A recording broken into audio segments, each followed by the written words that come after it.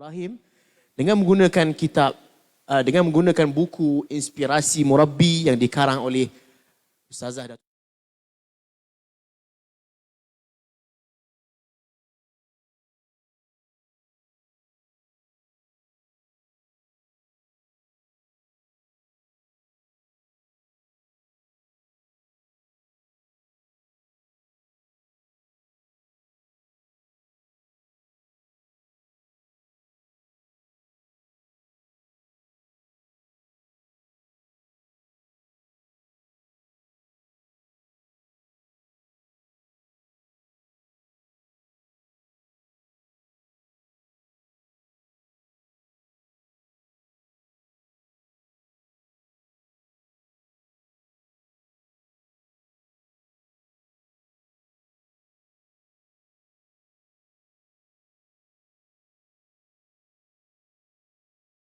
pengajian tafsir. Jadi hadirin hadirat yang berkelapangan masa dijemput hadir untuk meramai-ramaikan majlis ilmu.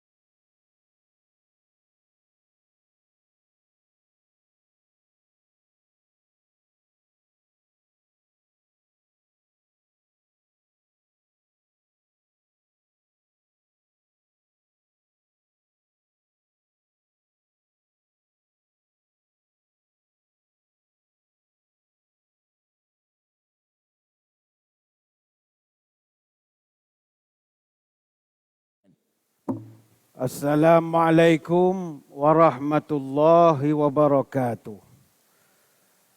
Bismillahirrahmanirrahim. Alhamdulillahi hamdan kathiran tayyiban mubarakan fihi kama yanbaghi li jalali wajhika wa li'azimi sultanik. Allahumma salli ala Sayyidina Muhammad abdika wa rasulika nabiyil ummi wa ala alihi wa sahbihi wa sallim. Nawaitu ta'alluma wa ta'lim wa tadhakkura wa tadhkir wa naf'a wal intifa' wal ifadah wal istifadah wal hasa ala tamasuki bi kitabillah wa sunnati rasulih wa du'a ilal huda wa dalalah alal khair ibtigha'a wajhillah wa mardatihi wa kurbihi wa thawabihi lillahi ta'ala. Allahumma raddina bi qada'ika wa sabirna ala balaika wa auzi'na syukra ni'maika. Ya Allah, jadikan kami redha menerima takdirmu, jadikan kami sabar menerima ujianmu, dan bimbinglah kami untuk sentiasa syukur kepada nikmatmu. Terima kasih Al-Fadhil Ustaz Izan Al-Hafiz selaku pengacara majlis. Rakan bicara wara pada pagi ini Ustazah Datuk Dr. Nur Hafizah binti Musa dan juga Ustaz Dr. Azhar bin Yaakob yang menemani beliau. Seterusnya para pegawai sukarelawan Masjid Negeri Sultan Ahmad I, rakan-rakan dari Pusat Kutipan Zakat, Majlis Agama Islam dan Adat Resam Melayu Pahang. Seterusnya hadirin hadirat, muslimin muslimat, tuan-tuan, puan-puan, puan-puan, puan-puan, puan-puan, puan-puan, puan-puan, puan-puan dan puan-puan. Moga-moga dirahmati Allah sekalian.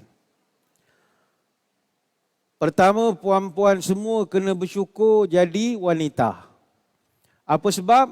Kerana sekarang ni lelaki pun ramai nak jadi wanita. Kita panggil jentayu, jantan ayu, ramai. Kajian daripada Universiti Utara Malaysia, sekarang ni golongan ni 70 hingga 80% adalah Melayu. Ramai yang memang laki-laki nak jadi orang perempuan. Kami di Jabatan Agama dulu pernah buat program bersama dengan LGBT, lesbian, gay, bisexual dan transseksual ini. Kumpulkan mereka, buat program di Semuji. Lamalah dah, Semuji pun tak ada lah. Jadi kita buat program nak membalikkan dia kepada jantina yang asal. Ramai yang nak berubah tapi masyarakat masih belum dapat menerima. Yalah, dia pun nak pergi sembahyang Jumaat, dia segan. Dia tu lelaki-lelaki. Tapi nak pergi sembahyang Jumaat, dia rasa dia perempuan. Bila kita paksa pergi, dia pergi. Bawa telekong, la ilaha illallah. Awak tu bukan perempuan. Dia dah lama tak sembahyang. Jadi kita tak marah. Kita dakwah. Ibu-ibu, tuan-tuan sekalian, zaman dulu peranan wanita ini tidak besar. Wanita ini kalau dalam tradisional Melayu dulu, kerja dia 3 je. Sumur, kasur, dapur. Itu je kerja dia. Sumur maknanya tempat air. Maknanya membasuh, mencuci. Itu kerja orang perempuan. Kemudian dapur, memasak. Kemudian kasur. Kasur ni katil. Maknanya kerja orang perempuan tu 3 je. Masak, melayan suami, melayan tidur suami. Kemudian lagi membasuh. Itu je kerjanya. Dia ulang-ulang. Sumur, kasur, dapur.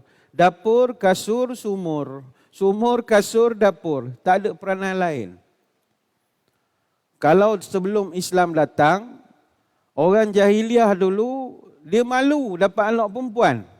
Bagi dia satu benda yang aib kalau dapat anak perempuan. Kerana anak perempuan, kata mereka, harapan tak jauh.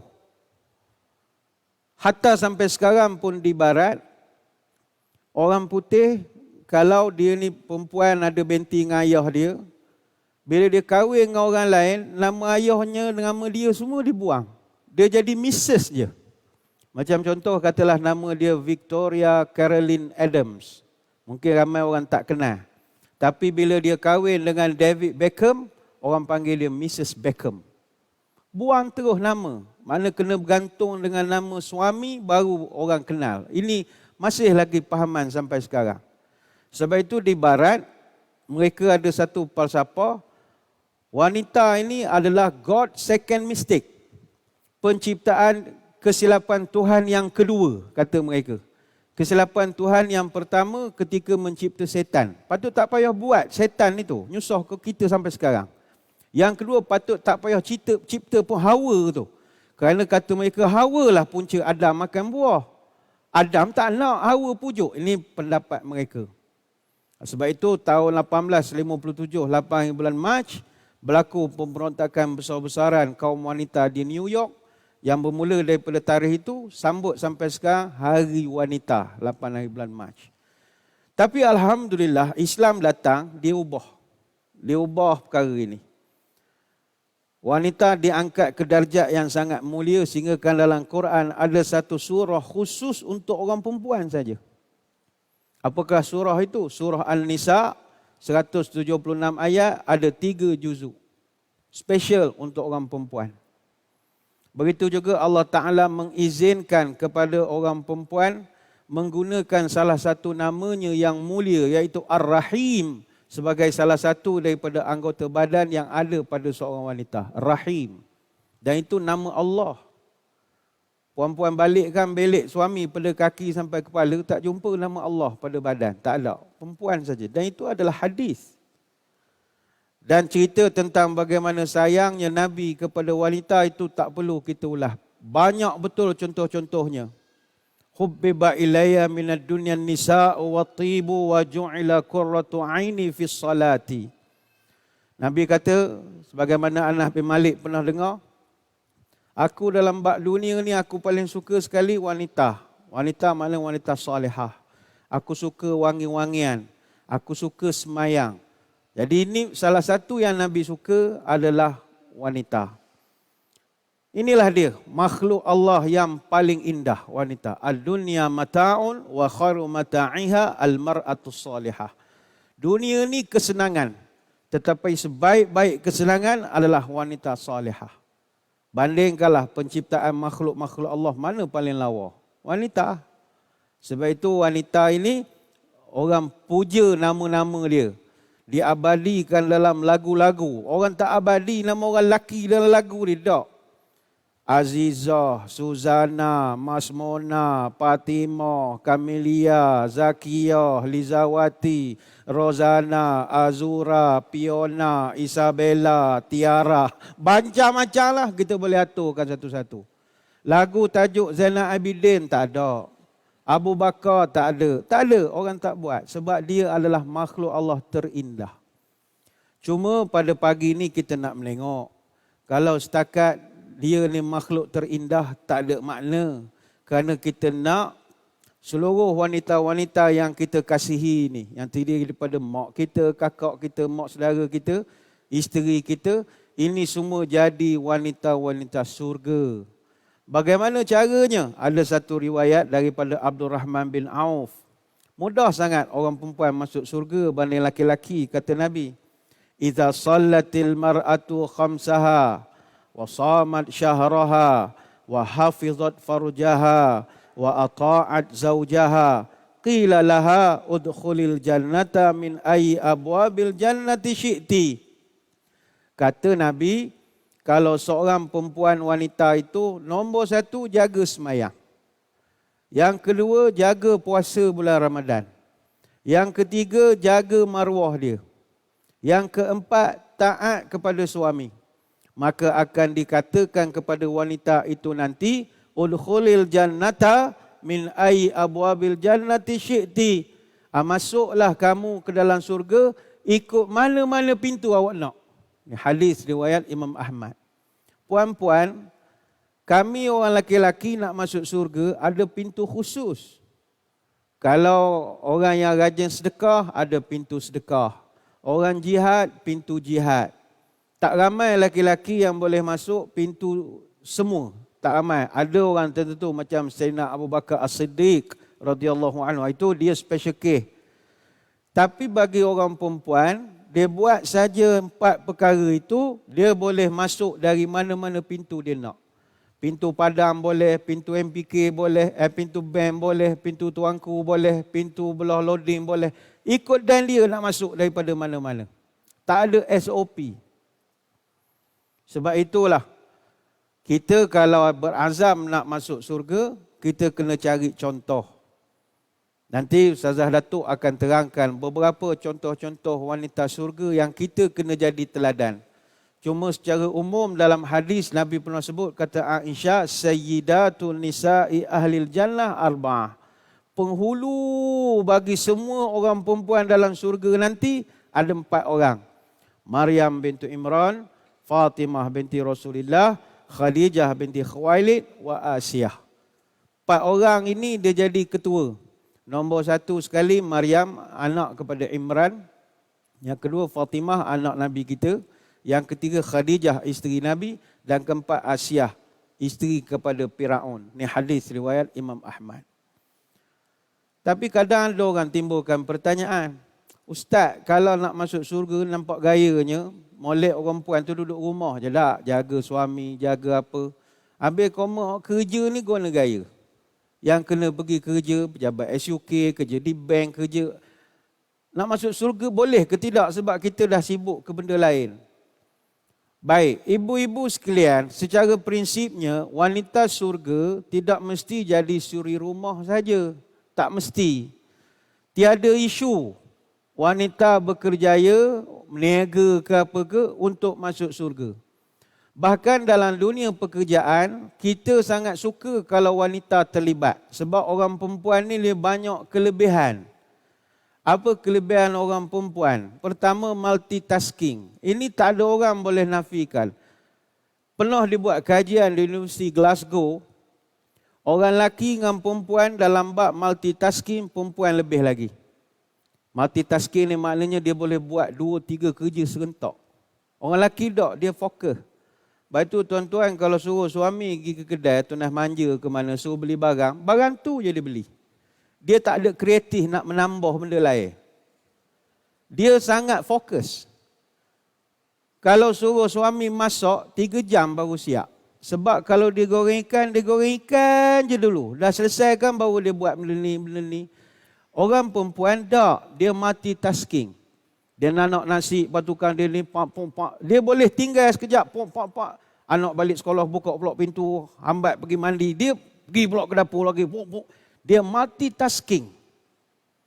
Sebab itu dalam hal mengasuh, membesar, mendidik anak-anak, siapa yang paling memberi sumbangan terbesar? Kaum ibu, kaum wanita. Wanita itu orangnya cerdik, tahu menyemak, bijak menilik, tahu menyelesaikan perkara pelik, ilmu luas, budi pun baik, akal panjang, bicara pun molek, keluarga makmur, anak cucu terdidik.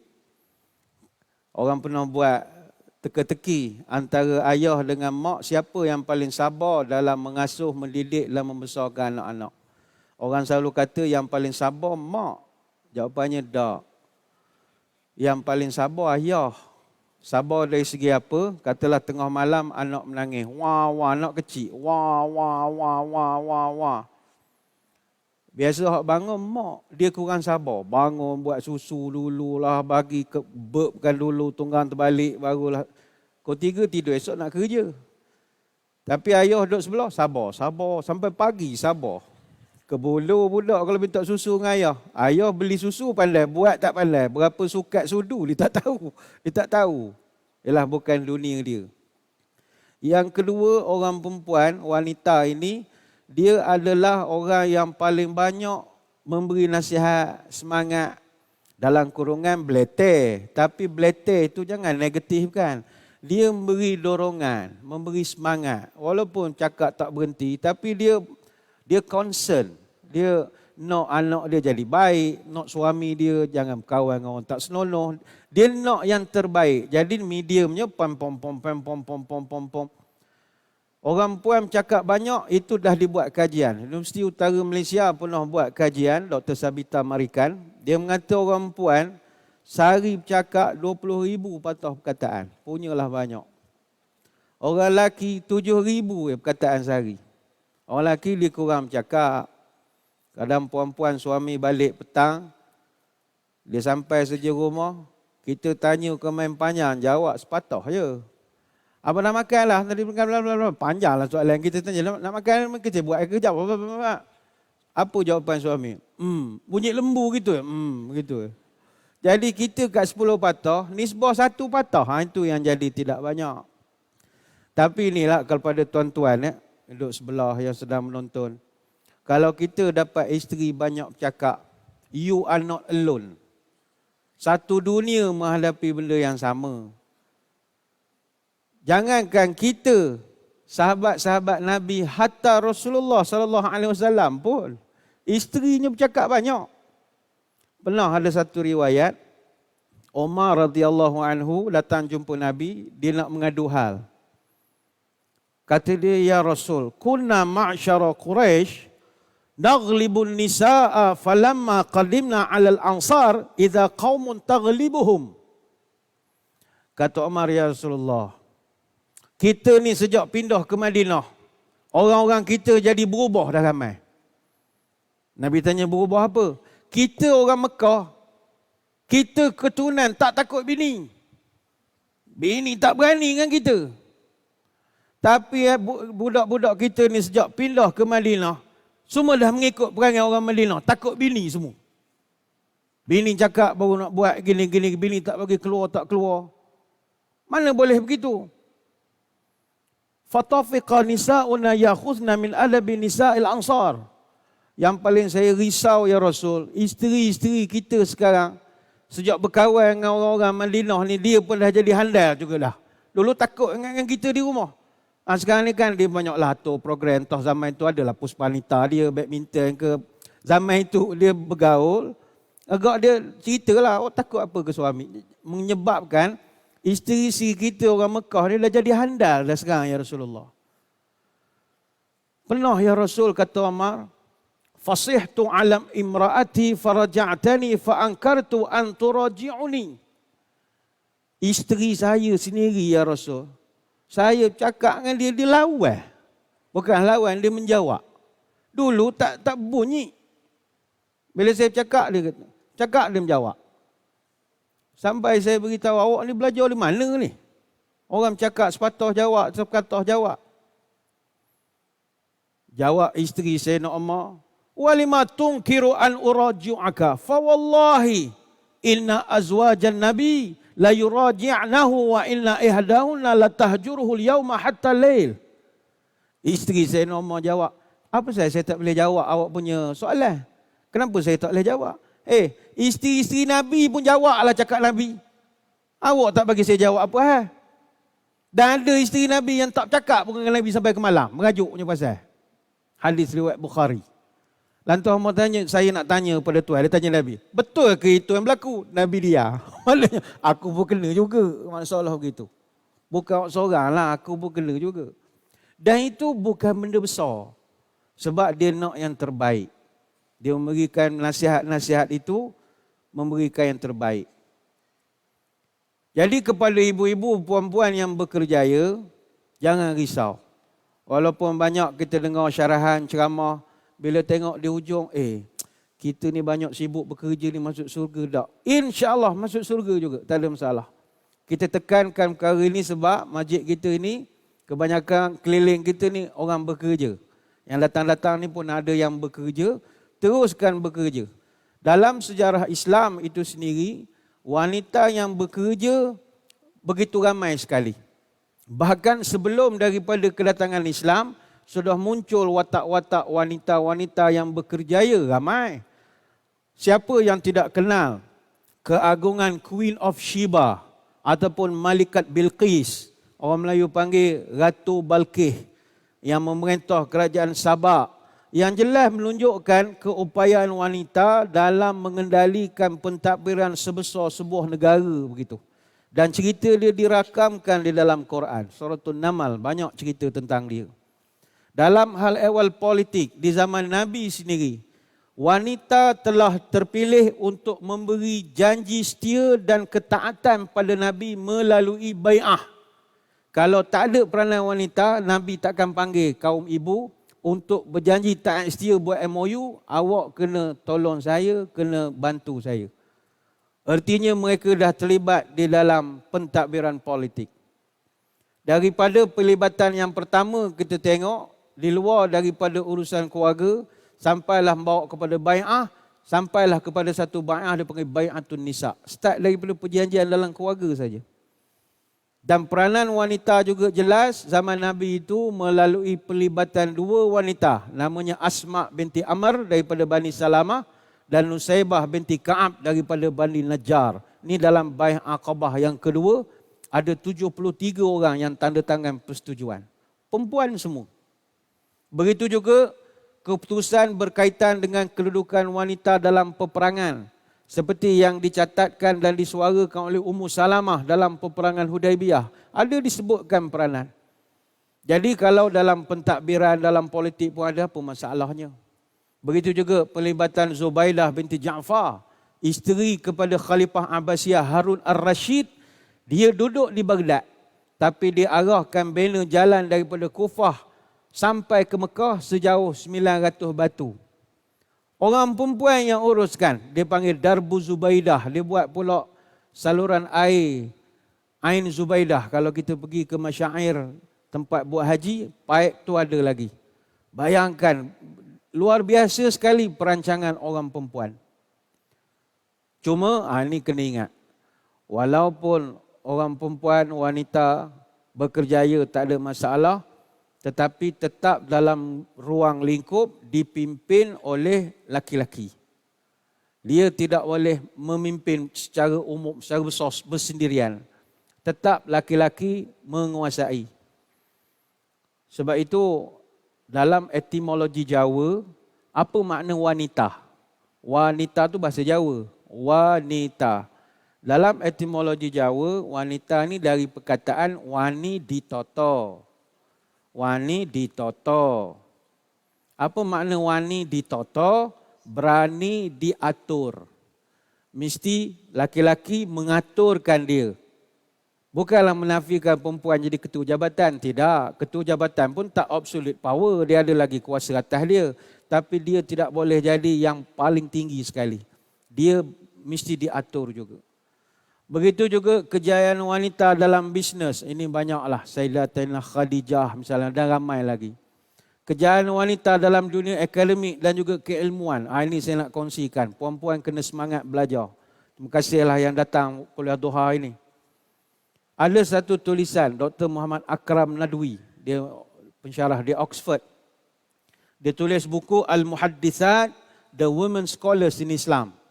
Dia buat kajian tentang ulama-ulama wanita dalam Islam. Terutama khusus dalam bidang hadis. Ini jarang orang cerita. Biasa kalau ulama, kita sebut Ibnu ni, Abu ni, Abu ni. Rupanya orang perempuan ramai jadi ulama.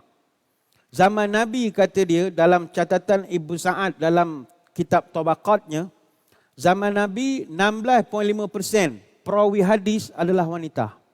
Berapa orang? 1,200 orang. Zaman Nabi, perawi hadis. Antara yang paling kita termakan budi, hadis pasal wuduk. Wuduk tu daripada perempuan. Rubiyah Muawis bin Afrah. Dia yang ambil riwayat tentang wuduk. Tanpa dia, kita tak tahu cara-cara wuduk. Dan dia sendiri meriwayatkan 44 hadis. Antara perawi zaman Nabi dari kalangan wanita yang paling handal, Aisyah radhiyallahu anha. Aisyah salah seorang daripada 7 perawi hadis terbanyak. Kalau Abu Hurairah diriwayatkan 5,374 hadis, Aisyah sendiri riwayat 2,210 hadis. Banyak. Dan dia begitu berani sekali. Dia berani tanya Nabi bab taharah yang orang lain segan tanya. Dia tanya bab jihad. Sebab dia gerah orang perempuan tak lagi perang sekali. Dia tanya je.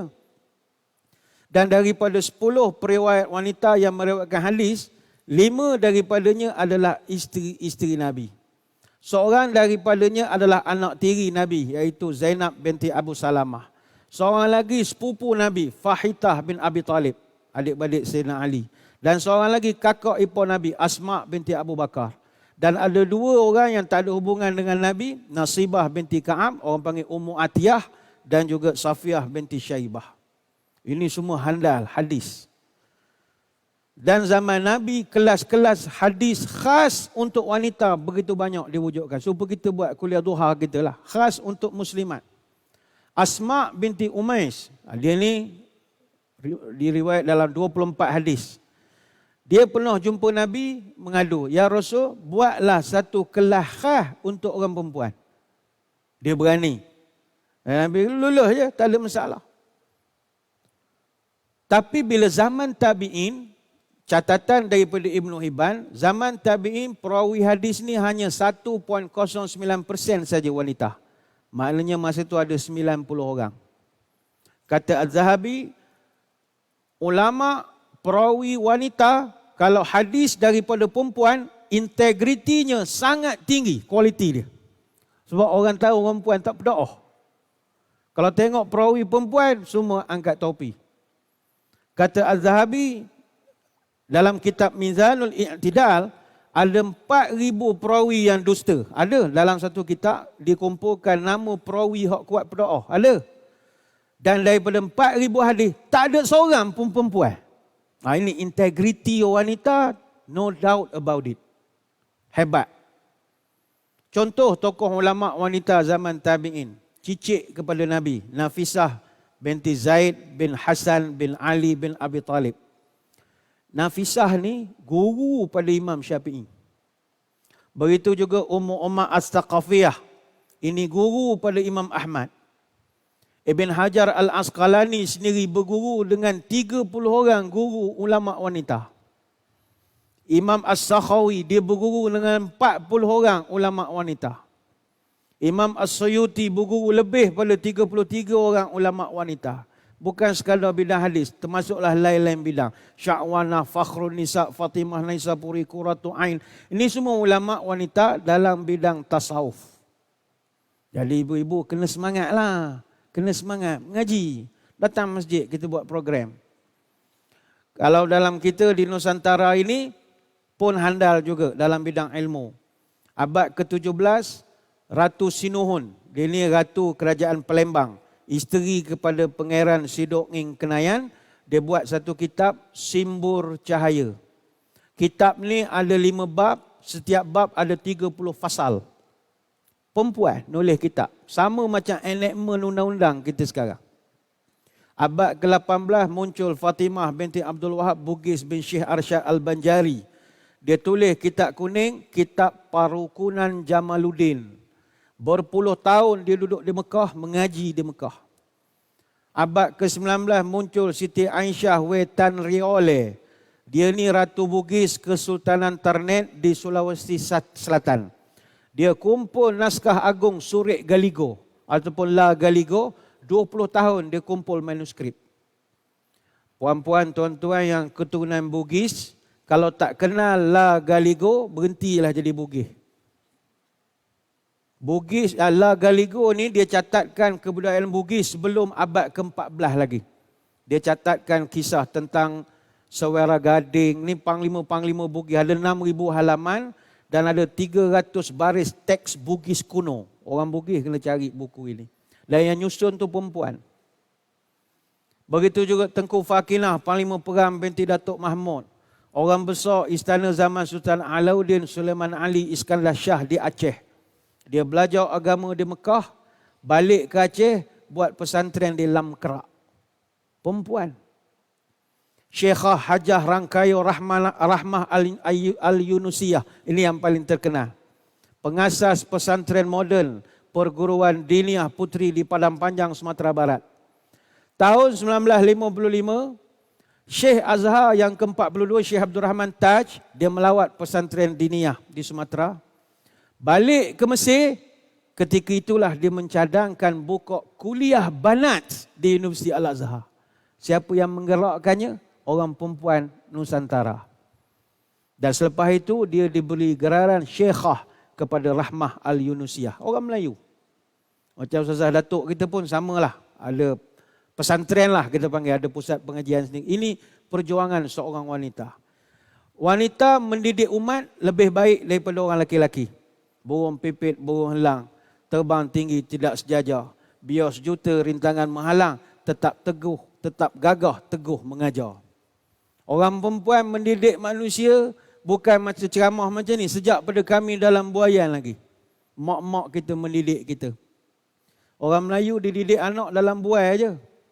Rupanya bukan orang Melayunya, satu dunia mendidikkan anak dengan mendodoikan. Rupa bukan sekadar nak menidurkan, tapi nak mendodoi, mentarbiah dan mendidik anak. Di Bangladesh rupanya ada lagu kanak-kanak Rom Paranigan, tidurkan anak. Di orang Tamil ada lagu Talattu. Indonesia ada lagu Nina Boboy. Nina Bobo.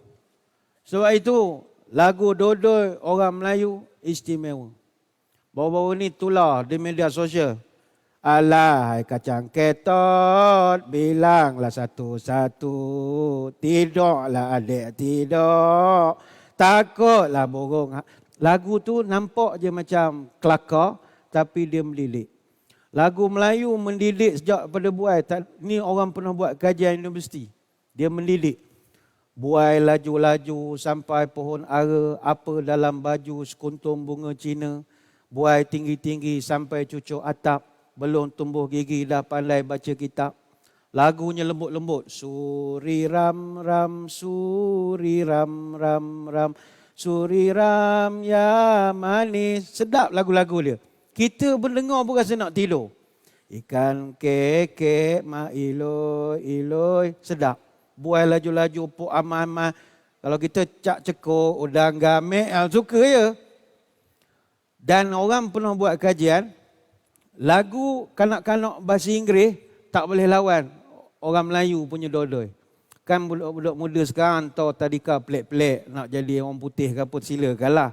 Tapi dia pun ajarlah lagu yang macam-macam. Lagu London Bridge is Falling Down dan macam-macam.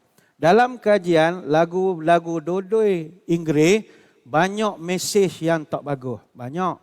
Contohnya tahun 1765 ada lagu Rockabye Baby. Rockabye baby on the treetop. When the wind blows, the cradle will rock. Puan-puan balik tengok liriknya satu-satu. Cerita tu tentang naik buai patah jatuh. Ambil cerita. When the bow breaks, the cradle will fall. And down will fall baby, cradle and all. Ambil cerita baby tu jatuh, buai merangkak, naik buai balik. Tak tahu apa pelajaran dia. Cerita membakar jambatan. Begitu juga 1744. London Bridge is falling down. London Bridge is falling down. Falling down. Falling down. London. Kita tak doa jambatan Tanjung Lumpur runtuh. Dia doa hari siang malam. So jambatan kampung dia runtuh. Tapi lah bunyi orang putih nampak cerdik sikit. Pada lagu anak rusa nani, anak itik tokwi, suri ram, ikan kekek, burung kenek-kenek, jong-jong inai, lenggang kangkung, anak ayam turun 10, gelang sepaku gelang dan macam-macam lagi. Ini semua pendidikan. Apa yang mustahak pada ibu-ibu, puan-puan sekalian, ini di penghujung lah. Buatlah apa saja amalan yang baik. Cuma dalam ruang lingkup seorang wanita, ahli surga itu saya lihat mendidik umat. Kita takkan jadi kita sekarang kalau tanpa sumbangan mok kita yang belebel siang malam. Pom-pam. Daripada kecil dia beletel, nidurkan kita pun dia menyanyi tu macam lagu. Nak cerdikkan anak. Maka peranan ini diteruskan oleh ibu-ibu sekalian. Sibuklah bekerja, tak kisahlah meniaga ke, jadi ahli politik ke, kerja-kerjaan, tak ada masalah. Tapi mendidiklah umat kita lagi dan lagi dan lagi dan lagi dan lagi dan lagi dan lagi sampai kita tak ada lagi. Saya kira sekadar itu kita akan alihkan pemerhatian kita kepada Ustazah Datuk Dr. Nur Hafizah Musa yang akan berkongsi dengan kita pagi ini siapa tokoh-tokoh wanita surga yang disebutkan dalam hadis dan Quran yang boleh puan-puan pegang terus perwatakan mereka ini supaya jadilah kita bersama dengan mereka di surga. Majlis dengan segala hormatnya mempersilakan.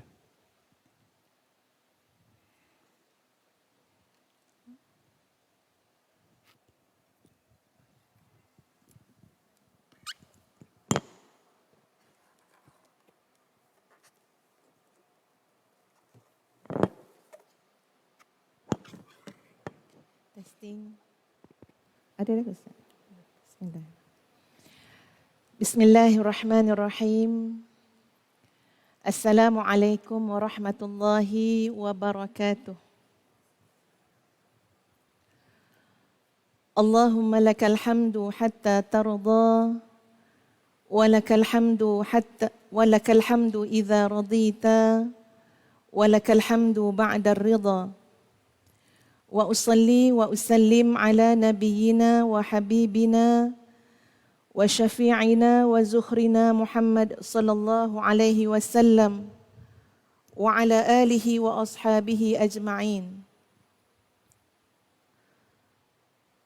أما بعد, Assalamualaikum warahmatullahi wabarakatuh. Terima kasih kepada pengerusi majlis yang Ustazah hormati, yang berbahagia Datuk Haji Dr. Badli Shah. Amin, amin. Jom amin semua Dr. Badli Shah ni.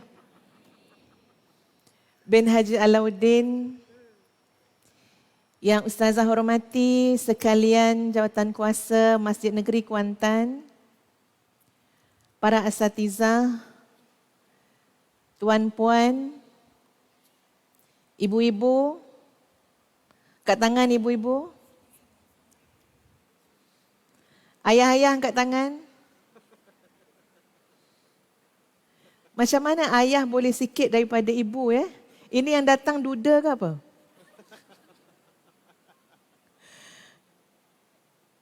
Ataupun yang datang ni janda?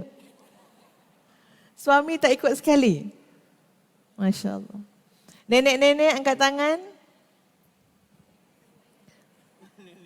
Kalau tak angkat tangan, saya tak cam. Dalam emas apa dia tahu? Semua nampak macam anak dara. Anak-anak, angkat tangan anak-anak, adik-adik, tuan-tuan dan puan-puan yang dikasihi sekalian. Alhamdulillah, thumma alhamdulillah, syukur kepada Allah Subhanahu wa taala yang mentakdirkan pada pagi yang penuh barakah ini dalam rumah Allah Subhanahu wa taala yang begitu indah dan makmur, kita dapat bertemu jodoh. Ramai sekali peminat Ustaz Badli Shah. Ustazah ni ibarat macam tayamum numpang-numpang je. Air tak ada, tanah pun berguna.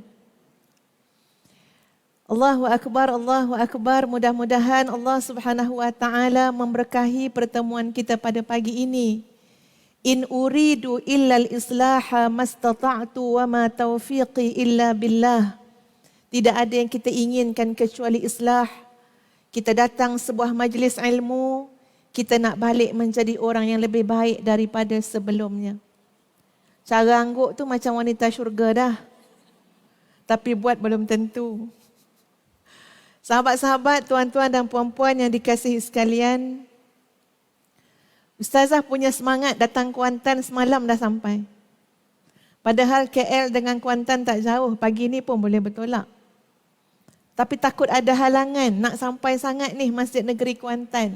Awal-awal dah sampai dan dalam perjalanan dah ingatkan balik pantun-pantun nak bagi pada tuan-tuan dan puan-puan sekalian. Ustazah jual pantun ni, Ustazah harap adalah wanita Bugis yang akan jawab. Ke wanita Jawa? Puan Bugis ya? Masya Allah. Nasi dagang, nasi kerabu, puan-puan, I love you. Dengar elok-elok tuan-tuan, pantun tu puan-puan je saya sebut. Makan budu tambah kuah, ibu-ibu, muah. Uhibbukum fillah. Ustazah menyayangi kalian semua kerana Allah Subhanahu wa taala. Tadi dengar Ustaz Datuk sebut tentang wanita, sedap Ustaz cakap wanita banyak cakap.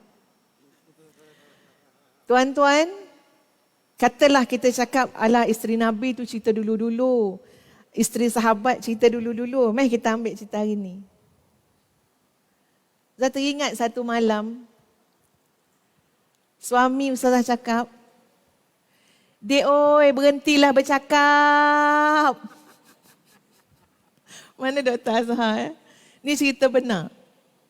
Berhentilah bercakap, tak penat ke? Ustaz, jadi kalau Datin kat rumah bercakap, ini guru dia. Kita orang daripada Universiti Jordan. Daripada Jordan. Kenapa kita bercakap, tuan-puan sekalian? Nak tanya puan-puan dulu, penat tak bercakap? Oh, tak penat. Memang wanita Bugis. Akak ni geleng kepala, dia kata tak penat. Ustazah penat bercakap. Tuan-puan tengok dalam beg yang besar ni, ubat batuk cap ibu dan anak ada, strepsil ada, ubat darah tinggi ada, Panadol ada. Kenapa? Sebab terlampau banyak bercakap. Penat. Tengok. Dah batuk dah. Ustazah bukan bercakap kat sini saja. Ni mesti pun lepas bercakap pagi tadi ni. Dia teringat, ya Allah pagi tadi pun aku bercakap. Kenapa kita bercakap, tuan-tuan? Kalau tuan-tuan nak tahu kenapa kami, walaupun kami kata penat bercakap, tapi bercakap juga. Siapa lagi orang yang paling ikhlas untuk melihat orang-orang yang kita cintai menjadi lebih baik, kecuali inilah dia, ibu atau isteri. Setuju? Tak kuatlah setuju dia, macam sorang-sorang macam ni. Setuju tak? Sangat setuju. Okey, jadi panel. Suruhlah berhenti, kami tak ingin berhenti. Selagi ada benda yang boleh dibaiki dengan bercakap, cukuplah bercakap. Itu hebatnya lah wanita-wanita ni Ustaz ya. Memang bercakap sebab apa? Nak bagi faham. Kalau boleh, wanita ni ada yang cakap dengan Ustazah, saya bercakap sampai saya nak tunggu setitis air mata suami saya keluar. Masya Allah. Susah tu nak tunggu setitis tu. Dia punya nak bagi faham, nak bagi sedar. Ada satu orang hamba Allah dalam kaunseling dengan Ustazah. Suami dia cakap macam ni. Ni tak tahulah kalau dalam TV kena ni Ustaz. Apa? Kena potong ni. Ini ikut pandailah Facebook ke YouTube nak potong. Tapi ni cerita betul. Suami dia kata, isteri saya tak berhenti bercakap, membebel, mengamuk, sampai dia kata, semua ni gila babi Ustazah. Babi pun tak gila macam ni. Sampai macam tu sekali. Seorang wanita tu kadang-kadang, ya tuan-puan sekalian, untuk memberikan faham, memberikan kesedaran. Siapa nak bagi kesedaran? Ada tak orang kat luar sana nak bagi kesedaran pada kita? Atau pada pasangan kita? Atau pada anak-anak kita? Allahumma illa ibu yang ngandungkan dia. Setuju? Ini bukan forum lelaki lawan perempuan ni Ustaz. Lelaki Masya Allah, kedudukan dia tuan-puan, hebat macam mana pun tuan-tuan dan puan-puan, hebat macam mana pun kita isteri, ikutlah banyak tinggi mana pun kita punya sijil, di hadapan suami kita, kita mesti menjadi isteri yang taat. Cuma Ustazah nak bagi faham, ini uniknya seorang wanita. Sahabat-sahabat sekalian, kalau tadi Ustaz dah sebut banyak dah sumbangan-sumbangan wanita-wanita. Ya zaman mutaakhir, maknanya zaman yang terkini sahabat-sahabat sekalian. Ustazah nak bawa kita semua untuk mengambil ibrah pada wanita-wanita syurga yang memang wanita ini bukan agak-agak lagi dah. Tapi ini adalah wanita-wanita yang mewarisi syurga. Jangan tengok pada ustazah. Ustazah belum tentu.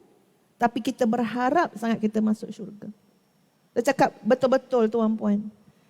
Kalau nak masuk syurga, tengoklah, belajarlah daripada wanita-wanita yang Allah gazetkan.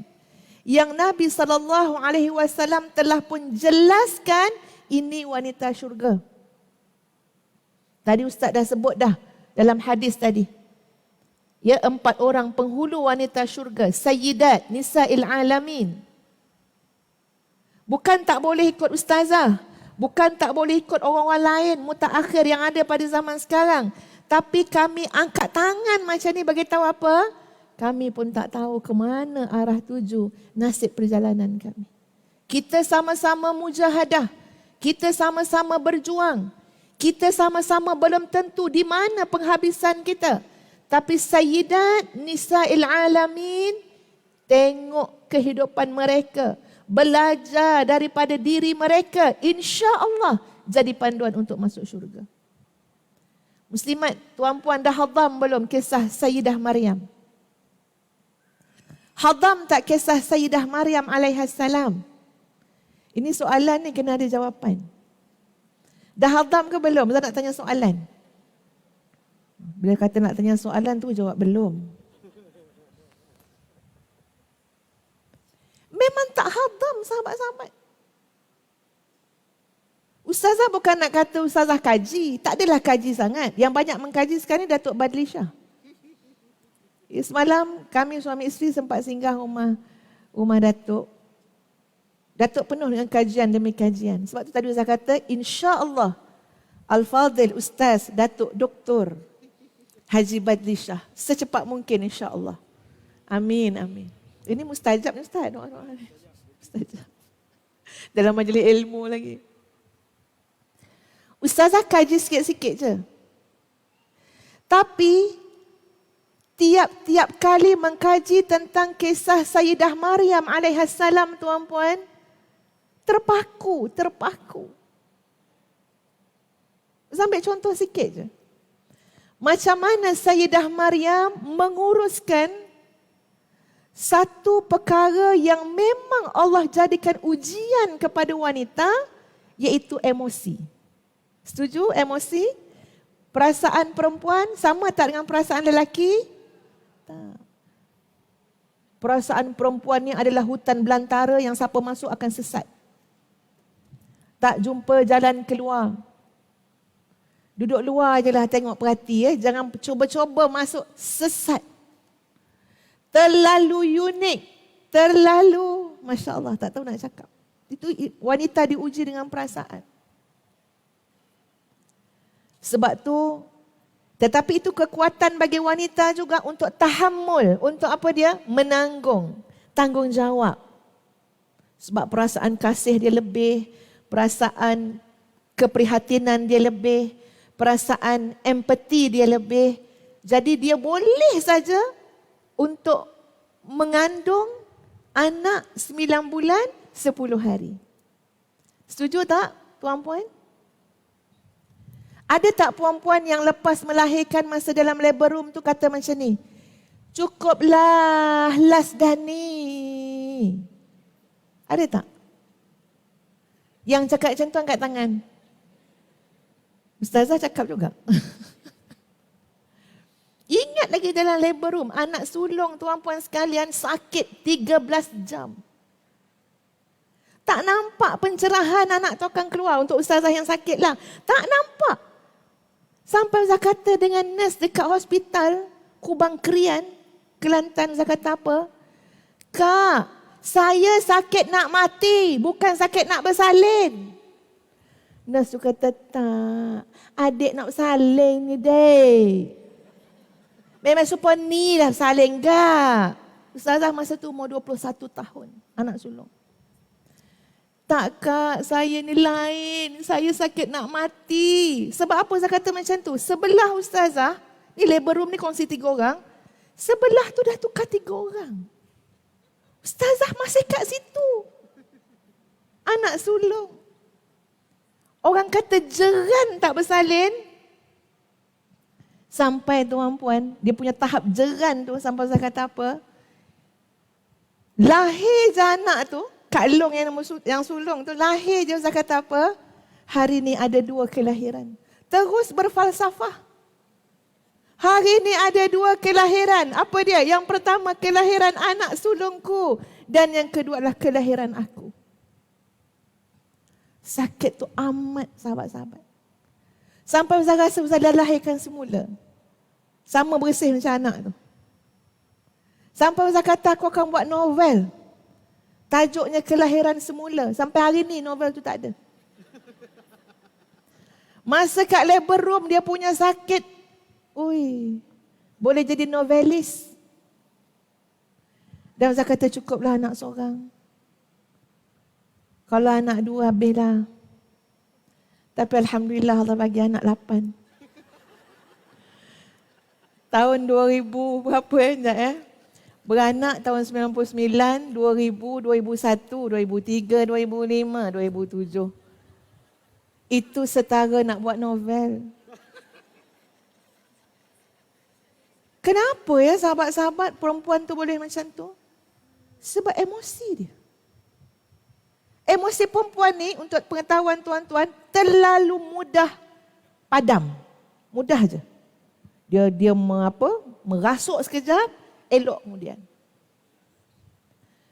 Bukti dia apa dia? Ada tak perempuan yang masih ingat lagi kesakitan bersalin sampai sekarang? Ke tengah duduk ni, tengah sakit ni ustazah, bersalin 15 tahun dulu. Ada lagi tak? Tak ada. Cuma kita tahulah sakit. Rasa tak? Tak. Itu je lah emosi orang perempuan.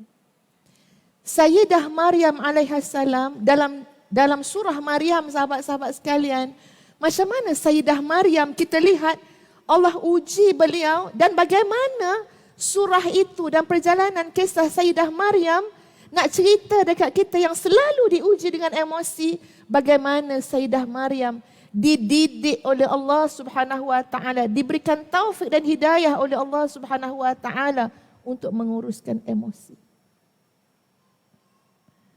Ambil contoh tuan-puan boleh rujuk surah Maryam.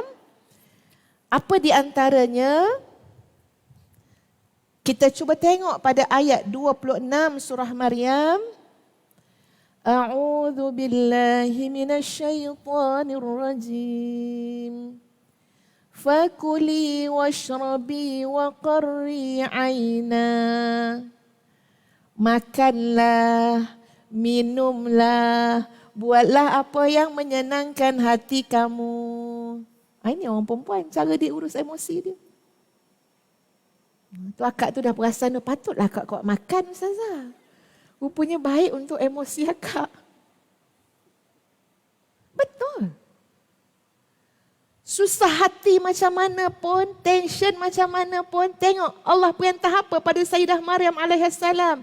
Cari satu perkara pertama yang boleh jaga kesihatan diri kamu. Satu. Tuan-puan, kalau ikut ujian yang kita lalui dalam hidup, semua boleh jadi tengkorak. Tak makan, tak minum. Tuan akak depan ni angguk-angguk. Tapi kalau timbang tu berat juga tu. Dia punya angguk macam tengkorak dah. Betul. Ustaz cakap daripada pengalaman ustazah tuan-puan. Kalau ikutkan ujian hidup ni, tengkorak semua ni.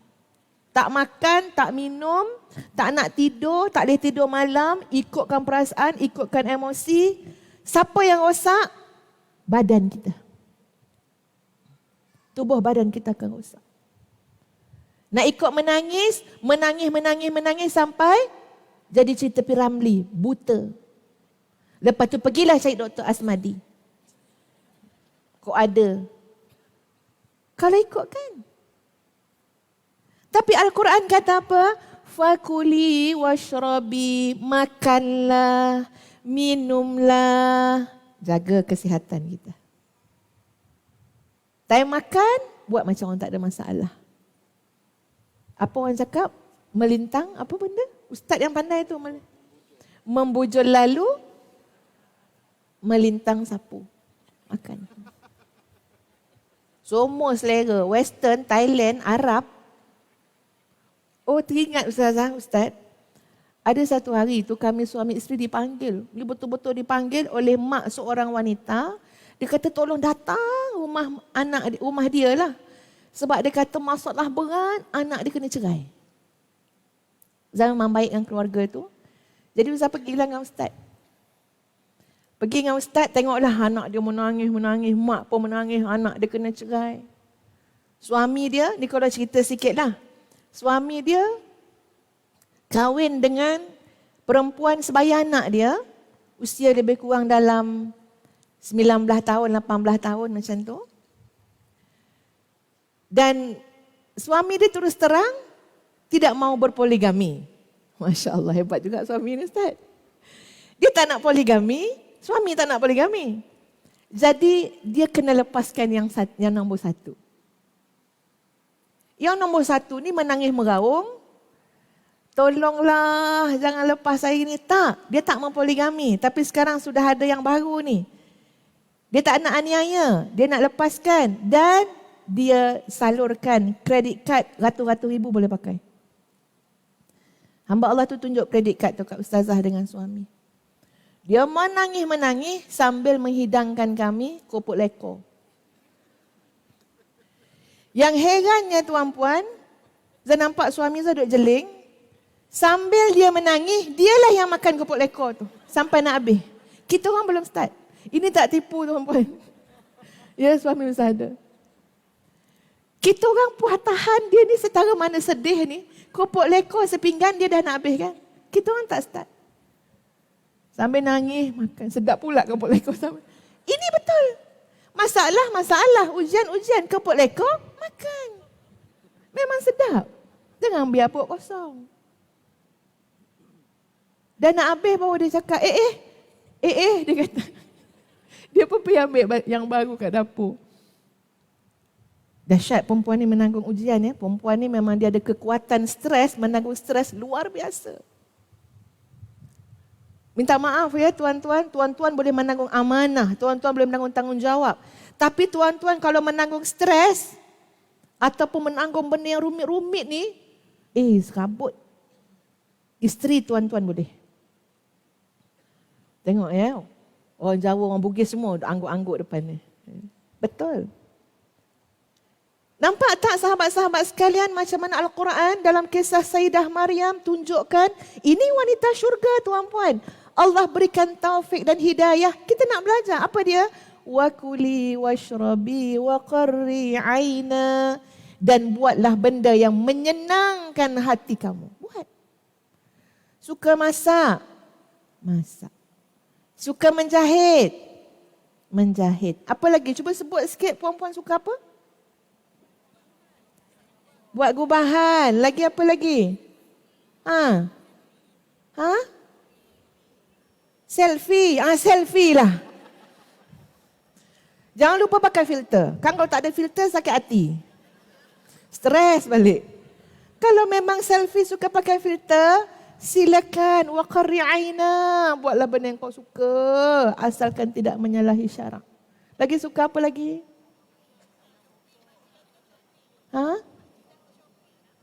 Shopping. Makcik pula tu yang cakap. Kalau suka shopping, pergilah shopping kalau ada duit. Jangan berhutang. Window je Ustazah. Window lah. Kalaulah itu boleh melegakan tekanan yang kita hadapi. Nanti kita nak balik, berperanan balik sebagai isteri dan ibu dengan baik. Ya silakan. Wa qarri aina. Buatlah benda yang menyenangkan hati kamu. Bukan kecil ujian yang ditimpakan kepada Sayyidah Maryam alaihissalam. Tengok ya itu. Macam mana bimbingan Allah Subhanahu wa taala kepada wanita syurga ini. Sambungan ayat itu fa imma tarayinna minal bashari ahadan faquli inni nazartu lirrahmani sawma falan ukallimal yawma insiya. Bila kamu jumpa orang, ini masalah besar kita. Masalah besar kita di mana? Orang keliling kita. Sampai Ustaz pernah cakap macam ni ya, tuan-puan. Cakap kat diri sendiri, cakap kat jemaah-jemaah kan, ikuti kuliah. Kita ni banyak je benda tak puas hati dengan suami. Betul ke tak betul? Macam-macam tak kena. Suami lambat pergi masjid lah, suami tak pakai serban lah, suami tak pakai jubah putih macam Ustaz Badli Shah lah. Ya, suami tak itulah, suami tak ini, suami tak ambil PhD lah. Macam-macam. Dah tanya satu soalan je tuan-puan. Ustaz cakap kat diri sendiri benda tu. Kalaulah kamu berdua je dengan suami kamu duduk dalam hutan. Berdua dengan suami duduk dalam hutan. Saya tanya diri Ustazah, dah pernah tanya dah. Ini share je dengan tuan-puan. Kamu boleh terima tak suami kamu seadanya? Kamu dua orang je. Cik Timah sebelah tak ada. Cik Leha tak ada. Haji Yaakob tak ada. Ya, Cik Dolah tak ada. Kamu berdua je. Keluar rumah jumpa beruk. Ya, sambut dia monyet. Agak-agak ada tak perasaan nak suruh, bang, pakailah serban bang. Bang. Ada tak agak-agak? Kita berdua je. Nampak? Kita tertekan dengan apa sebenarnya, wahai para muslimah, tuan-tuan? Pandangan orang. Keikhlasan kita untuk menerima suami kita sebenarnya besar. Cuma kita nak ubahlah lebih baik. Seperti mana suami kita pun nak ubah kita jadi lebih baik juga. Tapi yang jadi stres, yang maha dahsyat tu kenapa?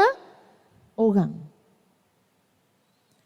Suami dia AJK masjid tapi tak pernah dapat sah pertama makmum kat masjid tu. Itu dia sangka orang cakap macam tu kat dia. So, tiap-tiap kali orang azan, stres dia akan memuncak. Orang patut orang azan, setan lari. Kita tiap-tiap kali orang azan, jadi macam tu. Sebab orang keliling. Ada tak panduan dalam Quran yang kita boleh ambil iktibar? Apabila kamu jumpa orang ramai, maka katakanlah, apa dia? Inni nazartu lirrahmani sawma. Apa makna di sebalik tu tuan-puan? Yang Sayyidah Maryam tu, Allah kata, sebutlah aku bernazar untuk Tuhanku untuk berpuasa. Lirrahman, puasaku kerana Allah. Maknanya apa? Kamu boleh jadi jumpa jutaan orang keliling kamu, ribuan orang keliling kamu. Kamu berjaya di mana? Hati kamu hadapkan kepada Allah Subhanahu wa ta'ala. Puasa kerana Allah, sedekah kerana Allah, taat suami kerana Allah, buat baik kerana Allah. Lirrahman. Ujian kamu berat, tapi lirrahman kamu akan ditolong. Ini Sayyidah Maryam. Lepas tu Allah suruh apa? Falan ukallimal yawma insiya. Dan demi sesungguhnya aku tidak akan bercakap dengan manusia walaupun sepatah perkataan. Apa di sebalik tu tuan-puan? Uruskan lidah kita, itu dah jalan selamat. Tak payah cakap. Serabut bercakap. Walaupun tadi Ustaz cakap, kita orang perempuan ni kuat bercakap. Tapi ada masanya sahabat-sahabat sekalian, kita beristighfar kepada Allah Subhanahu wa ta'ala. Kita tengok damage, kerosakan yang berlaku akibat kita banyak bercakap. Kita kena berhenti sejenak untuk berfikir. Mungkin aku kena ambil ibrah daripada kisah Sayyidah Maryam. Falan ukallimal yawma insiya. Tak nak cakap, senyap. Mungkin nanti suami kita merayu, so kita bercakap. Cakaplah Leha. Sepatah pun jadilah Leha. Tunggu sampai merayu. Nah, dah hari tu kata kita orang cakap 20,000 patah perkataan. Sekarang kita cuba tak cakap walau satu patah. Ribut pula rumah tu. Masya Allah tuan-puan sekalian. Ini kisah wanita syurga Sayyidah Maryam. Ustaz kata bila tengokkan, ya Allah, terpaku. Kenapa? Kita patut cuba buat. Makin banyak kita bercakap, sahabat-sahabat sekalian, ada masanya makin kronik keadaan tu. Makin payah. Dah lah, aku dah cakap banyak dah. Senyaplah. Sesulit-sulit ujian yang dilalui oleh Sayyidah Maryam, ini penyelesaian dia. Jangan cakap. Oi, subhanallah tuan-puan. Apa yang Sayyidah Maryam hadapi? Apa yang mereka kata pada Sayyidah Maryam? Macam-macam. Ya, ada yang sebut apa dia? Kamu ni, mak bapak kamu bukannya orang yang jahat.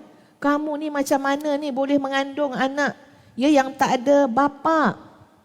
Semua ayat-ayat yang disebut oleh orang-orang keliling itu pasti boleh mencetuskan pada diri seorang wanita untuk menjawab macam perlu hidup.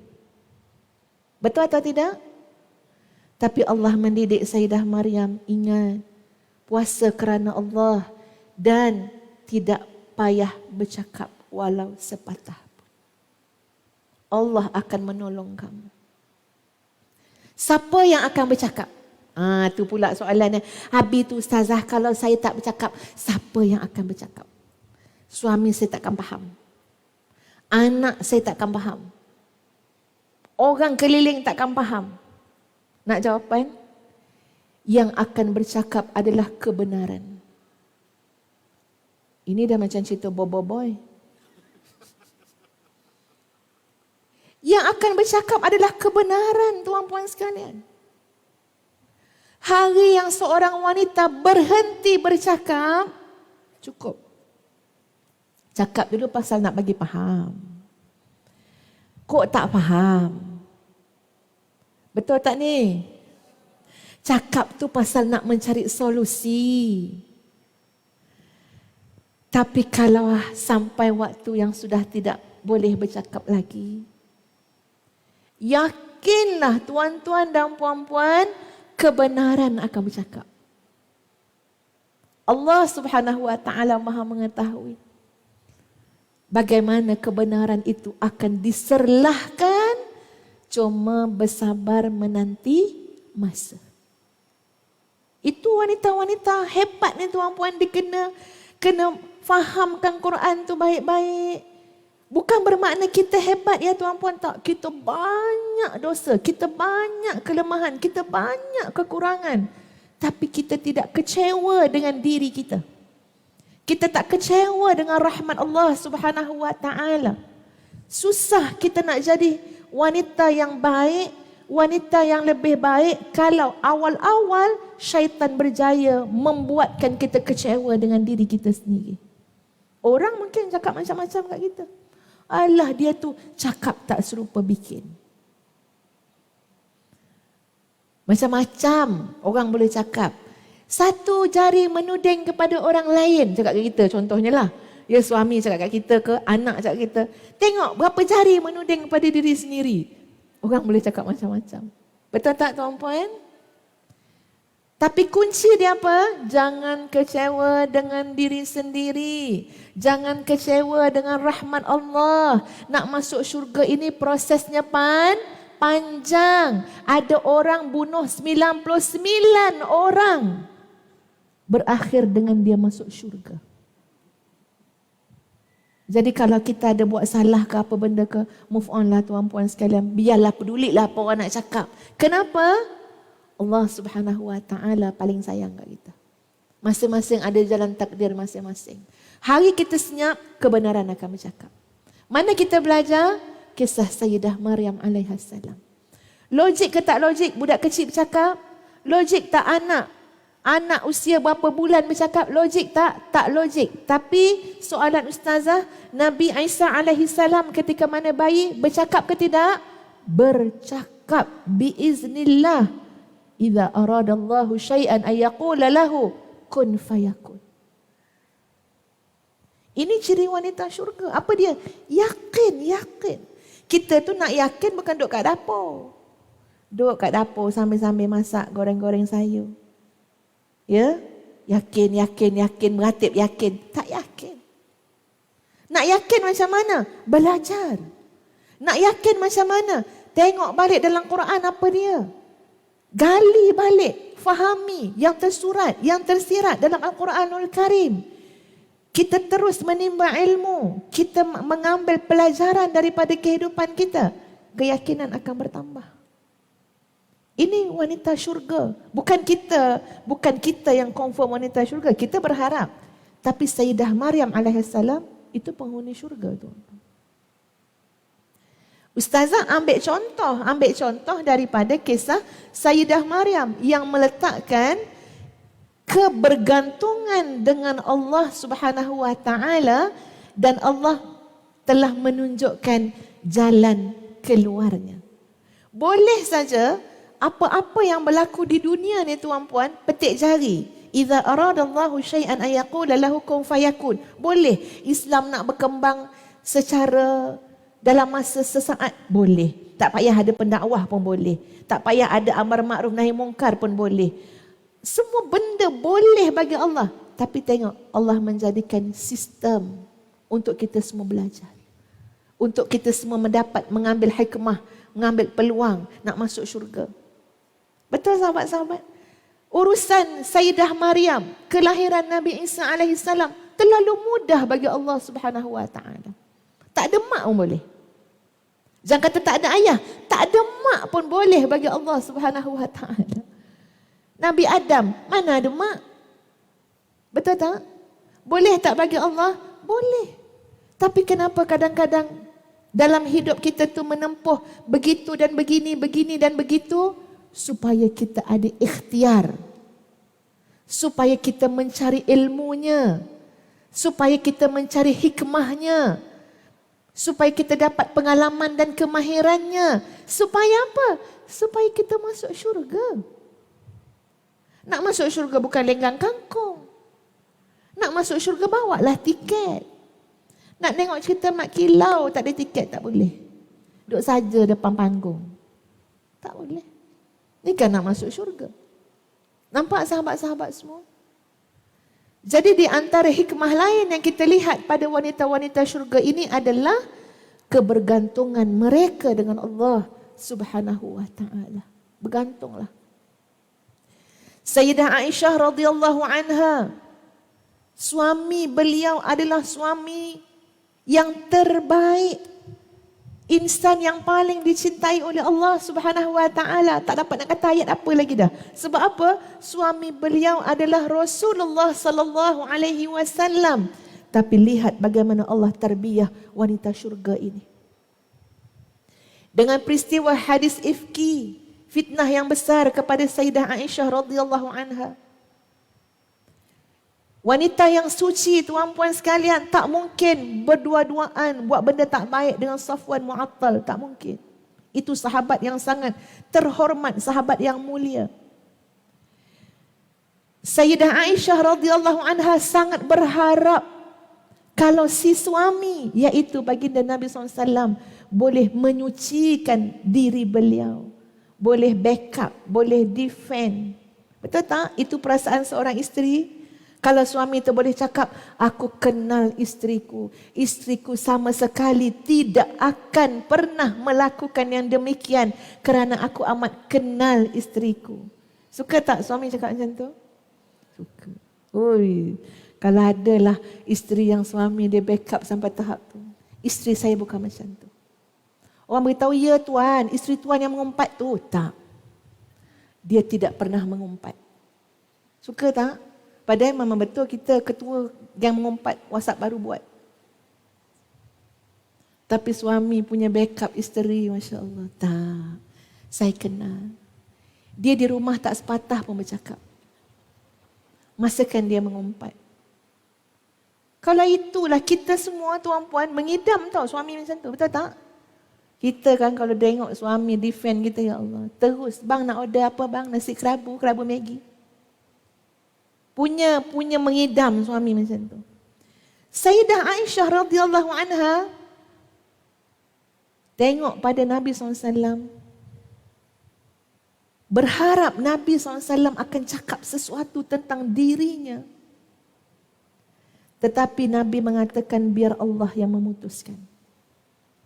Masya Allah. Terus Sayyidah Aisyah radhiyallahu anha apa dia? Izinkan aku balik ke rumah ibuku. Dia kalau isteri ni dah minta balik rumah mak tu, fahamlah maksud dia. Dia dah tak rasa betul-betul bergantung. dilindungi di rumah suaminya. Betul tak puan-puan? Ke memang hari-hari minta suami hantar balik rumah, balik kampung. Itu memang teruk ya. Sikit-sikit, hantar saya balik rumah mak saya. Hantar saya balik rumah mak saya. Ini Sayyidah Aisyah ya, bukan kita tuan-tuan. Sayyidah Aisyah radhiyallahu anha takkanlah tak seronok duduk dengan Nabi, sebilik dengan Nabi. Ya Allah, kalau kita fikir-fikirlah, ya Allah, tak nak sesaat pun meninggalkan Nabi SAW. Tapi beratnya ujian Sayyidah Aisyah radhiyallahu anha, dan Nabi tak bela langsung ketika itu. Sebaliknya beritahu, nanti Allah putuskan. Sayyidah Aisyah kata, bagi aku balik, hantar aku balik rumah mak aku. Menangis, menangis, menangis. Tak perlu disaksikan oleh suaminya. Berharap dan bergantung kepada Allah Subhanahu wa taala yang Maha mengetahui segala-galanya. Masya Allah, didikan, tarbiyah. Kalau tahap suami macam tu pun Allah tak bagi kita bergantung kepada dia, suami kita kat rumah macam mana? Jawablah sendiri. Jangan pula jawab, itu yang saya hari-hari minta hantar balik rumah mak tu Ustazah. Tak boleh bergantung. Jawab sendiri. Maknanya apa? Jangan bergantung hati dengan suami. Jangan bergantung hidup dengan makhluk. Kehebatan wanita-wanita syurga itu adalah mereka bergantung hati, bergantung hidup, bergantung mati dengan Allah Subhanahu wa taala. Ustazah cakap ni dengan beristighfar kepada Allah Subhanahu wa taala. Sebab dalam proses hidup kita semua, kita diuji oleh Allah Subhanahu wa taala untuk melihat kebergantungan hati kita. Kita mungkin tak berjaya tuan-puan sekalian, tapi kita tidak putus asa. Dalam proses hidup ini, kita terus cuba dan mencuba untuk meletakkan pergantungan hati kita hanya kepada Allah Subhanahu wa taala. Ambillah doa Sayyidah Fatimah radhiyallahu anha. Allahumma ya awwalal awwalin wa ya akhiral akhirin wa ya dzal quwwatil matin wa ya rahimal masakin wa ya arhamar rahimin irhamni bi rahmatik. Doa Sayyidah Fatimah. Apa maksud dia? Allahumma ya awwalal awwalin. Wahai yang maha awal. Tak ada yang lebih awal. Tak ada yang mendahului Allah Subhanahu wa taala. Wa ya akhiral akhirin. Dan yang akhir. Tidak ada yang mengakhirinya. Wa ya dzal quwwatil matin. Wahai yang maha memiliki kekuatan yang teguh. Wa ya rahimal masakin. Wahai yang maha mengasihi si miskin ini. Kita jangan fikir miskin harta saja. Miskin ni maknanya orang yang berharap pada Allah Subhanahu wa taala. Orang yang lemah. Orang tak ada apa-apa. Siapa si miskin tu? Kita. Wa ya arhamar rahimin. Wahai yang maha merahmati, mengasihani, mengasihi. Daripada semua yang mengasihi. Irhamni bi rahmatik. Kasihilah aku dengan rahmatmu ya Allah. Itu kunci dia. Tuan-puan, kunci, tolong pegang betul-betul, cakap kat diri sendiri. Kunci nak hidup ni rahmat Allah. Tak usahlah perasaan kita hebat. Tak usahlah terpesona dengan amalan-amalan yang kita buat. Tak usahlah terpaku, ujub dengan kemampuan-kemampuan kelebihan yang Allah beri kepada kita. Dan dalam masa yang sama, tak perlu kecewa dengan dosa-dosa yang pernah kita lakukan kecuali kembali bertaubat dan beristighfar kepada Allah Subhanahu wa taala. Sebab apa? Tak ada orang masuk syurga dengan amalan-amalan mereka. Lan yudkhila ahadakumul jannah. Ini kata Nabi SAW. Tidak ada orang yang masuk syurga semata-mata dengan amalan-amalan mereka. Sahabat tanya, wala anta ya Rasulullah, kamu macam mana ya Rasulullah? Nabi jawab, bahkan aku juga bukan masuk syurga kerana amalanku. Illa ayyataghammadani Allah birahmatihi wa maghfiratih. Kecuali Allah meliputi aku dengan rahmat dan keampunannya. Jadi kita kena ingat tuan-puan sekalian. Rahmat Allah lah benda paling besar yang kita patut menangis siang malam untuk minta. Jangan terpesona dengan amalan kita. Jangan tertipu dengan macam-macam tipu daya syaitan kepada kita. Jangan rasa dengan ilmu kita masuk syurga. Rasa berjasa. Ya, rasa banyak sumbangan, rasa berbudi kepada ummah. Jangan. Kenapa? Yang patut kita tumpukan adalah irhamni birahmatika. Rahmatilah aku dengan rahmatmu ya Allah. Ini kita belajar daripada Sayyidah Fatimah radhiyallahu anha. Kebergantungan Sayyidah Aisyah radhiyallahu anha dalam doa-doa beliau. Antaranya doa yang disebut sebagai doa jawami'ul kalim, doa yang kompres.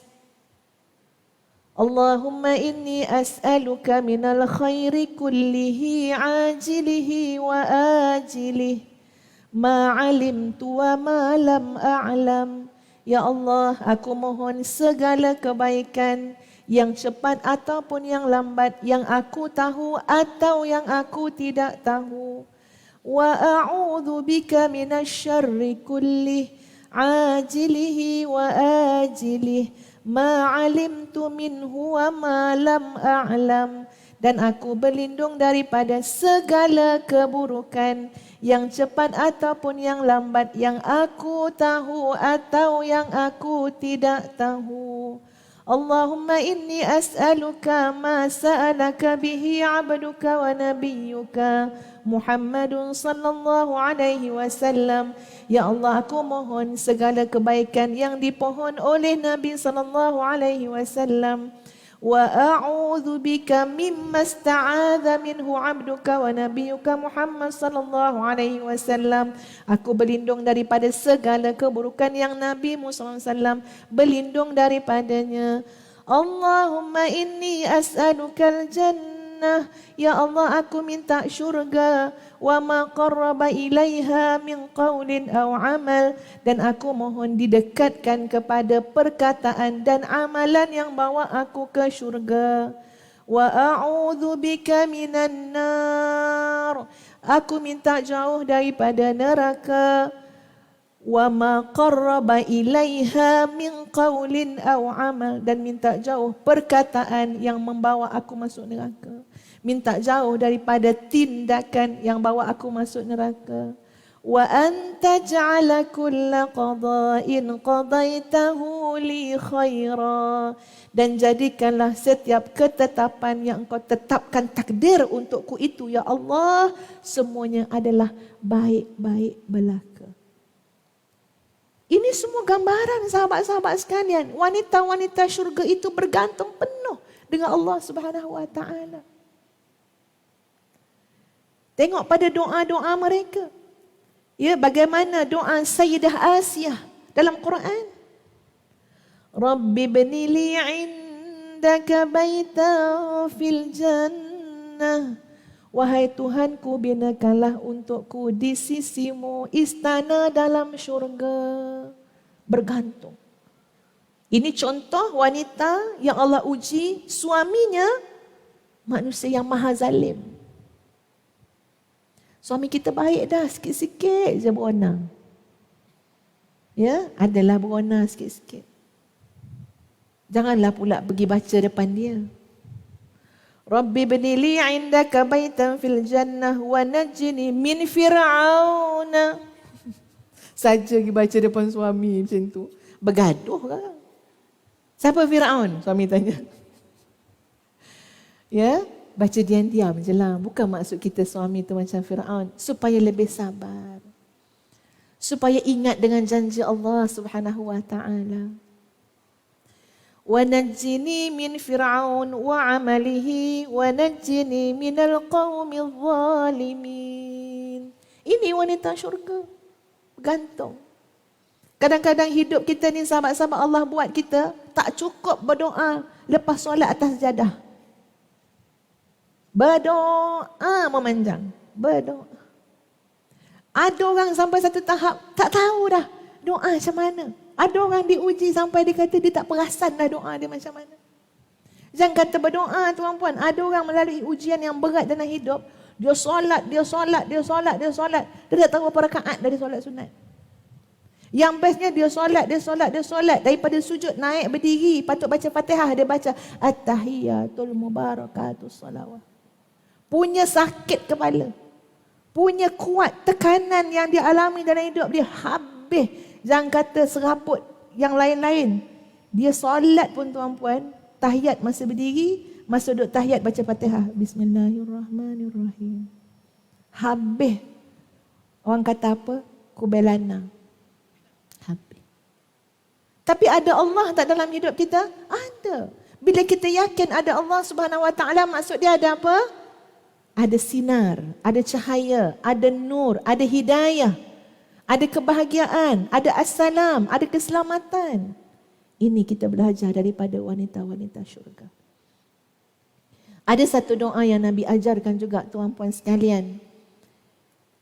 Iaitu doa Allahumma la ya'ti bil hasanati illa anta wa la yadfa'u sayyiati illa anta wa la hawla wa la quwwata illa bika. Doa ni dia senang, sebab tu Zah share. Doa ni kalau kita tengok dalam buku-buku muslimah, disebut doa yang Nabi ajar kepada muslimah. Jadi memang senang doanya. Allahumma la ya'ti bil hasanati illa anta. Ya Allah, tidak ada yang mendatangkan kebaikan kecuali Engkau. Wa la yadfa'u sayyiati illa anta. Tidak ada yang mengelakkan daripada sebarang keburukan kecuali Engkau. Wala haula wala quwwata illa bika. Tidak ada kekuatan, tidak ada kemampuan kecuali dengan Kamu. Doa ni semakin kita baca ulang jadi zikir doa seperti ini, ia membina kekuatan kebergantungan kita dengan Allah Subhanahu wa ta'ala. Sebagai akhirnya sahabat-sahabat sekalian, kita ambil satu lagi ciri yang ada pada wanita syurga, iaitu peranan mereka dalam kelangsungan dakwah risalah tauhid. Peranan mereka dalam kelangsungan dakwah risalah tauhid. Sangat jelas benda ni. Kita boleh jadi baik seorang-seorang kat rumah. Ya, dan kita kata dah serabut dia nak jumpa orang ni banyak hal. Lebih baik mak jaga iman mak seorang-seorang kat mihrab mak. Boleh duduk kat mihrab seorang-seorang. Tapi kalau kita belajar daripada kisah wanita-wanita syurga, mereka adalah wanita-wanita yang menanggung kesulitan penyebaran dakwah tauhid, risalah tauhid. Sama ada secara langsung ataupun tidak langsung. Lihat ibu Nabi Musa alaihi salam. Bukan sikit ujian yang beliau hadapi. Kelangsungan kepada dakwah risalah tauhid yang dibawa oleh Nabi Musa alaihi salam. Ada seorang ibu yang begitu yakin dengan Allah Subhanahu wa ta'ala. Ibu yang digegarkan emosi keibuan dia. Dahsyat ya, boleh tengok surah Al-Qasas. Belajar daripada surah Al-Qasas. Banyak benda-benda emosi yang Allah sebut dalam ayat tu. La takhafi wa la tahzani. Jangan takut, jangan risau, jangan sedih. Orang perempuan kalau takut, ya Allah. Setakut-takut-takutnya orang perempuan kalau takut. Takut dekat, dia takut dengan binatang pun tengok dia meloncat setara mana. Ya. Atas wheelchair boleh berlari lagi. Kalau diuji dengan takut tu ya. Jangan main-main. Orang perempuan, emosi takut dia. Sedih orang perempuan macam mana? Sedih rela menangis tu orang perempuan. Bukan 7 hari 7 malam, 7 tahun pun rela. Anak kata, mak cukup lama. Mata mak dah tak sama dah bulatan dia tu. Ya, mak dah menangis 2 tahun, mak. Biar. Biar sampai mati mak menangis. Tengok, orang perempuan punya sedih. Dilalui oleh ibu Nabi Musa. Kamu jangan takut, kamu jangan sedih. Apa solusi dia? Kamu kena yakin dengan Allah. Inna radduhu ilaiki wa ja'iluka minal mursalin. Inna radduhu ilaiki wa ja'iluhu minal mursalin. Kami akan kembalikan anak kamu kepada kamu, bahkan mengangkatnya menjadi rasul. Macam mana agaknya ya? Ibu Nabi Musa yakin. Sampai okeylah. Masukkan dalam peti tu, pergilah. Masya Allah tuan-puan sekalian. Mereka menanggung ujian. Kenapa? Hujungnya ke mana? Ini meneguhkan risalah tauhid di atas muka bumi ini. Tuan-puan kena ambil peranan. Ada anak, didik anak, biar anak boleh berjuang agama Allah. Ada cucu, kalau tak sempat anak, cucu tuan-puan. Wan ni betul-betul ni ataupun opah ni, ya mungkin tak sempat dulu anak-anak opah. Opah nak jadikan cucu ni, opah nak didik betul-betul. Nak sama-sama bantu anak kita, didik anak kita tu apa dia? Biar jadi orang yang boleh buat kerja untuk agama Allah Subhanahu wa ta'ala. Macam Ibu Anas bin Malik wakafkan anaknya untuk bantu agama Allah, bantu Rasulullah sallallahu alaihi wasallam sampai Nabi dengar tapak kaki Ibu Anas bin Malik dalam syurga. Kena pasang niat macam tu. Daripada asyik selfie, main TikTok, lompat-lompat, nari-nari. Kata nak wanita syurga, kena pandang ke depan. Pandang ke depan apa dia? Aku ni nak boleh cucu ni. Cucu ni insya-Allah ni aku nak jadikan dia pejuang Islam. Doakan ustazah tuan-puan, insya-Allah bulan 2 khabarnya nak dapat cucu. Mudah-mudahan dapat cucu yang soleh, solehah insya-Allah.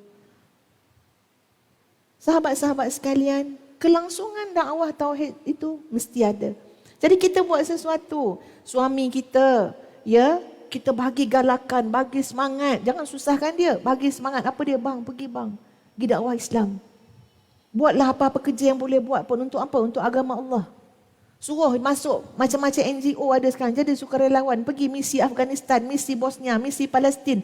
Last kali suruh berjihad dekat Gaza sana.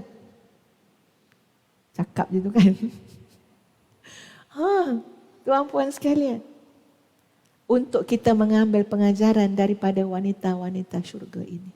Ustazah mohon berbanyak-banyak ampun dan maaf, salah silap berkata-kata. Semoga Allah mengampunkan ustazah dan mengampunkan kita semua. In uridu illal islaha mastata'tu wa ma taufiqi illa billah. Terima kasih kepada Ustaz Datuk Badli Shah, orang kuat Masjid Negeri, ya, kepada semua. Aqulu qawli hadha astaghfirullahal azim li wa lakum. Assalamualaikum warahmatullahi wabarakatuh. Waalaikumsalam warahmatullahi wabarakatuh. Muslimin muslimat yang dirahmati Allah sekalian. Mudah-mudahan apa yang kita bahaskan pada pagi ini dapatlah menyuntik semangat untuk kita lebih giatkan lagi keimanan dan juga ibadah kita kepada Allah Ta'ala. Yang penting kepada ibu-ibu sekalian khususnya jika nak jadi wanita-wanita surga, jangan lembek, hati lemah, fikiran pendek, pendirian goyah, mudah tergolek, bekerja lengah, kurang selidik.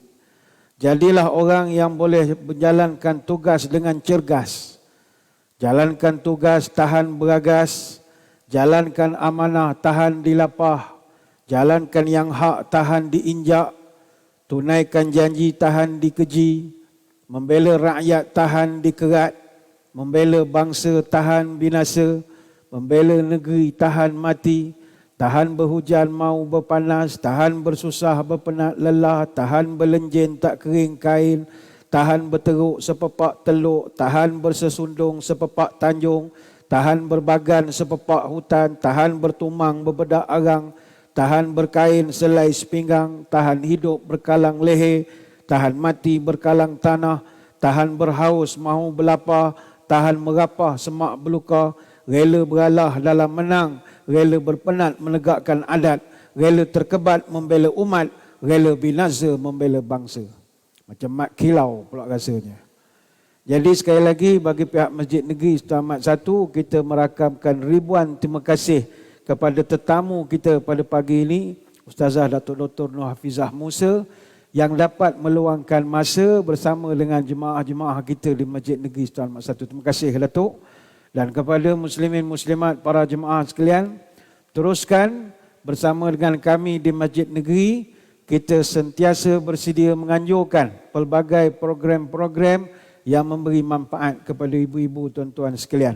Seperti biasa, kuliah duha kita berjalan seperti biasa setiap hari Selasa dan hari Rabu. Boleh datang, diajar oleh guru-guru kita yang berkelayakan Selasa dan Rabu jam 10 pagi. InsyaAllah ada perancangan untuk kelas duha hari Khamis dalam proses kita nak memilih guru yang sesuai. Untuk tuan-tuan, tiap-tiap malam kita buat ceramah maghrib. Tidak miss tiap-tiap malam kecuali malam Jumaat.